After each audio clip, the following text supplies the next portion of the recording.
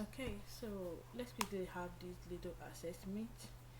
Always remember that the ability to think outside the box, ability to think out of box, ability to be able to solve a problem is what makes you a good programmer. So we want to create something like this, a kind of calendar from year 2000 to 2049, and then okay, I will even make it 2050, from 2000 to 2050. Then we want it to tell us which year is leap year, which one is not a leap year. We all know that normally leap year are those years that can be, I don't know if I'm right. I think there are those years that can be divided by 4 without any remainder. So if that is the case, I just declared it now, set it as 2000, that's what I say, leap year, 2004 leap year, 2008 leap year, 2012 leap year. So all these are done with loop and conditional statement. So let me give you a hint.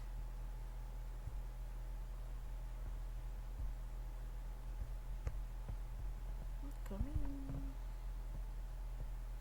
Okay, so first of all, make sure you show that so the game is to show if a year is a leap year. So if you need to initialize a variable, your year, right? Then you need to declare a loop. Remember, whatever kind of loop you want to use, you want it to be between 2000 and then 2050. So 2000 and 2050. So meaning that you are going to say year is equal to 2000. Let year or var year equal to 2000. So let year be 2000. That's the first thing that you're going to declare a loop. So know that it must not be greater than 2050.